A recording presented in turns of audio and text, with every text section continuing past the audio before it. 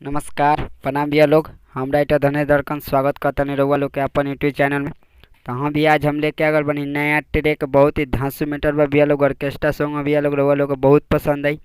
तो हाँ भैया, ये सॉन्ग दो सिंगर भी गा सकल लोग। तो हाँ भैया, एक बात और कहल चाहते हैं, अगर वो सिंगर बनल चाहते हैं तो हमारे चैनल से जुड़ जाई। कैसे कि सिंगर से रिलेटेड वीडियो लेके आते रहने भैया लोग। गाना कैसे लिखल जाला, गाना में तुकबंदी कैसे मिलावल जाला, सब बतावे भैया लोग। तो हमारे चैनल के सब्सक्राइब कर लिया, बेल आइकन के ऑल करके घंटी के दबा दी। तो चलिए भैया लोग, बिना स्किप किए वीडियो के स्टार्ट करल जाओ। तो चलिए भैया लोग, रउआ लोग के पहले एक नज़र पढ़ के बता दी, बाद में डेमो गा देम भैया लोग। तो चलिए लोग, स्टार्ट करल जाओ। गोरखी टॉप बिया यारवा, संवर की सुपर टॉप इन भाइट कर रे। ये दोबारा ही भैया लोग कि छोटकी के बाटे दुनो टाइट ते डिसाइड कर रे, कि भले कमे बा एकर हाइट ते डिसाइड कर रे। ये दोनों एक बार ही भैया लोग। तो चलिए लोग, रउआ लोग का डेमो गा के सुना दिया, स्पष्ट हो जाए भैया लोग। तो चलिए लोग, स्टार्ट करल जाओ।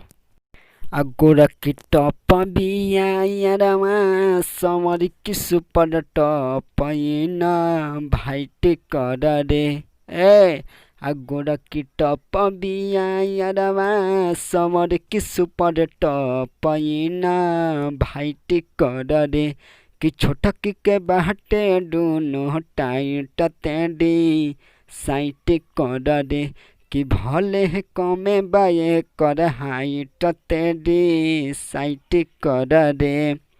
तो हाँ भी आई रहा मुखरा भैया लोग, कैसा लगल, अच्छा लगल ना तो वीडियो के लाइक कर लोग भैया लोग।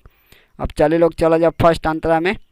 तो चलिए भैया लोग, रउआ लोग के पहले पढ़ के बता दी, बाद में डेमो गा दें भैया लोग। तो चलिए लोग, स्टार्ट करल जाओ। लागे कि सुपर हिया नचनिया, बिया कुंवर मौका दिही करनिया, लिही का फिस मिस आज नहीं होई, बाटे पसंद आइल एकर दोकनिया। ये पूरा दोबारा ही भैया लोग।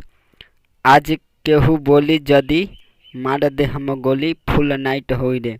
ये एक बार भैया लोग कि छोटकी के बाटे दुनो टाइट ते डिसाइड करे रे, कि भले कमे बा एकर हाइट ते डिसाइड कर दे। ये दोनों एक बार भैया लोग। तो चलिए लोग, रउआ लोग को डेमो गा के सुना दिया, स्पष्ट हो जाए भैया लोग। तो चलिए लोग, स्टार्ट करल जाओ। लागे कि सुपर हिया नचनिया, बिया कुंवर मौका दिही करनिया, लिही का फिस मिस आज नहीं होई, बाटे पसंद वाले ये कर दो कनिया। ए लागे कि सुपर हिया नचनिया, बिया कुंवर मौका दिही करनिया, लिही का फिस मिस आज नहीं होई, बाटे पसंद वाले ये कर दो कनिया।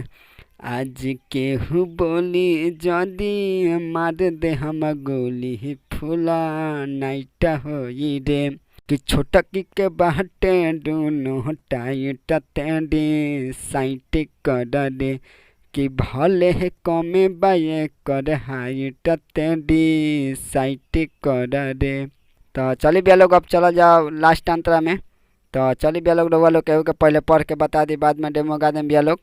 तो चलिए लोग, स्टार्ट करल जाओ। डीजे पत्तनी वॉल्यूम बढ़ा के, राइटर धनेश के गाना बजा के, सूरज शराबी तनी कद फरमाइश, हिलावे कमर तनी लहंगा उठा के। ये दो बार ही भैया लोग। और जौन धनेश नाम बा, हमरे नाम है भैया लोग। ये नाम हटा हम लोग, भले दोसर नाम हटा दे हम लोग, कोनो दिक्कत नहीं है भैया लोग। तो चलिए लोग, स्टार्ट करल जाओ।